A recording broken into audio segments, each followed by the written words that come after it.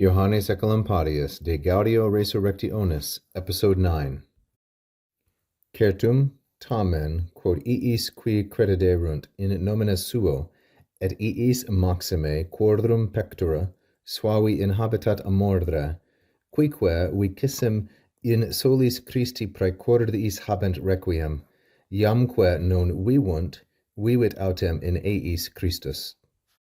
As Oecolampadius continues, he says, nevertheless, tamen certum est, it is certain. And here, what is certain is the gaudium that he had been discussing, the joy of the resurrection. That gaudium is certain, because to those, iis, who have believed in his name, and to those especially, iis maxime, whose hearts he indwells in habitat, suavi amore, with a sweet or comforting love, and those who, quique, in turn, possess peace, habent requiem, or find rest in solis praecordiis, in the mercies of Christ alone, in solis praecordiis Christi, and now, iamque, non vivunt, they do not live, but autem, Christ lives in them, vivit in eis Christus. So there's a brief translation. Let's drill down now into some of the grammar and so forth. We have tamen here, however, or nevertheless. We have certum, which again I am interpreting as certum est, it is certain, or the joy from the previous portion, the joy is certain, because to those persons, iis, then we have a relative clause, who have believed in his name. So iis is masculine, plural, and dative. Then the qui clause, we have crediderunt, which is third plural, perfect indicative active from credere, to believe, who have believed in his name, and to those persons especially, iis maxime. Now we get another relative clause, quorum through amore, and this has inhabitat, which is a present tense of the first conjugation verb inhabito, inhabitare, and Christ is the understood subject. And those whose hearts, pectora, neuter, plural, and accusative, whose hearts Christ inhabits or dwells in habitat. And how does he do so?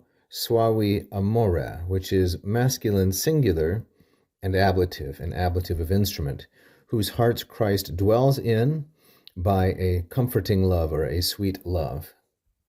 Then we have another relative, quique, and those who vicissim in turn, so this is their response, you might say, to Christ's indwelling, they possess habent requiem.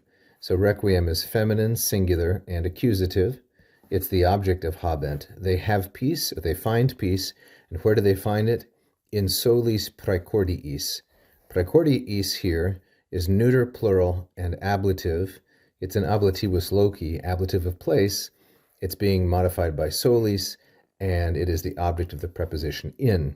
This means something like the sweet mercies. It has to do, praecordiis does, with some place down in the seat of emotions, but here it means something like pity. They find peace in Christ's pity alone. And now such persons non vivunt, they do not live, but autem, Christ lives in them, in eis. This is a reference to Galatians chapter 2, verse 20, where Paul says something very, very similar. This is a paraphrase. And so to illustrate the idea, I have placed here this papyrus manuscript of the letter of Paul to the Galatians. Thank you so much for watching this free video. I hope that you learned a lot about the classical languages and advanced your knowledge and enjoyment. You can help us keep going with this instruction if you like this video and subscribe to the channel. We've had hundreds of thousands of views in the last 9 years, and we would really like to grow our number of subscribers. If you hit the little bell, you will be notified every time we release a brand new free instructional video.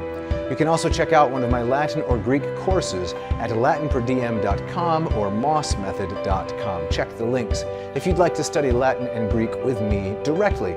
So keep learning, and vale tote omnes.